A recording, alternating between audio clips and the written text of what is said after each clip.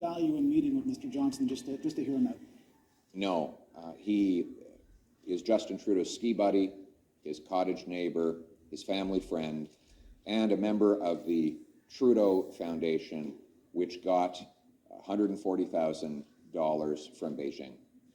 He has a fake job, and he's unable to do it impartially.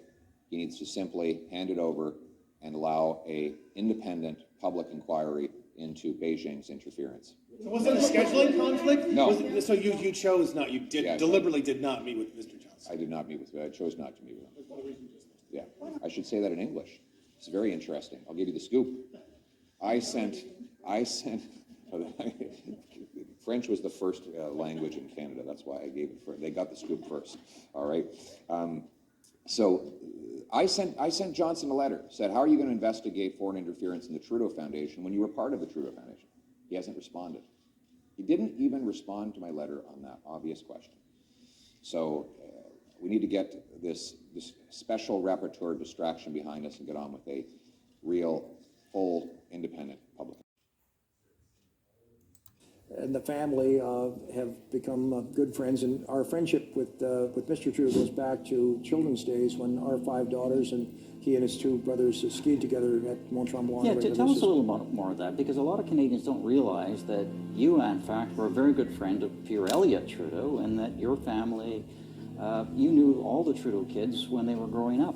I guess it shows what a small country Canada is, that when Mr. Trudeau left politics, came back to Montreal, his house was just on the edge of the McGill campus, and I and the rector of the University of Montreal were working very hard for him to return to the University of Montreal Faculty of Law, where he'd been a constitutional law professor, and have a joint appointment to McGill. His 3 boys were the same age as our 5 daughters, so we were kind of a ski party from time to time at Mont Tremblant, where we have a place and would ski on weekends. So we got to know the children, and our friendship, our relationship was really built out of childhood exchanges. And our children had enormous respect for Mr. Trudeau Sr.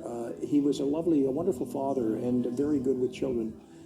He would lead them into discussions that would be, let's talk about how many functioning democracies there are in the world, for example.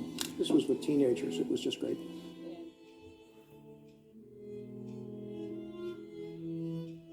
Thornhill. Mr. Speaker, we're focused on the Prime Minister's vacation, and I know that there's a lot of Canadians who believe that he should take a permanent vacation, but this is like a vacation auction. You donate to the foundation, you get a holiday with the Prime Minister, it's pay to play. He didn't pay the $81,000 back for his luxury villa, because if he did, he would have said so. So what did those donors get for the gift that ordinary Canadians that he works for didn't? The Honourable Prime Minister.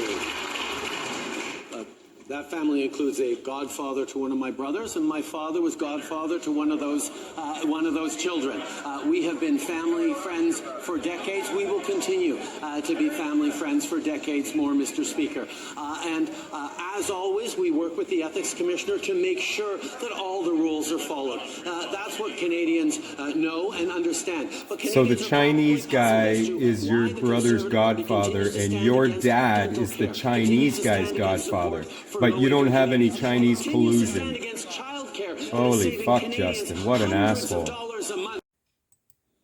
Democracy didn't happen by accident, and it won't continue with you in power.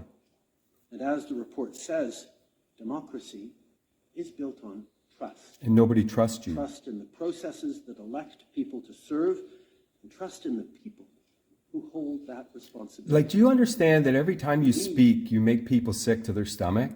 You sound so disingenuous. Does nobody in your camp ever tell you, Justin, why don't you just sound like a man? Because what you sound like is a fucking bad actor. Which you are. You're a shitty actor. And nobody is buying your bullshit anymore. Like, holy fuck, buddy. You just scandal after scandal after scandal. You sound like an asshole. And responsible leadership requires us to take action. When are we getting the responsible leadership, Justin? You're a fucking asshole. That reaffirms Canadians. What reaffirms Canadians is that you're a fucking asshole. Trust. We have no trust in you, Justin. You're a fucking asshole.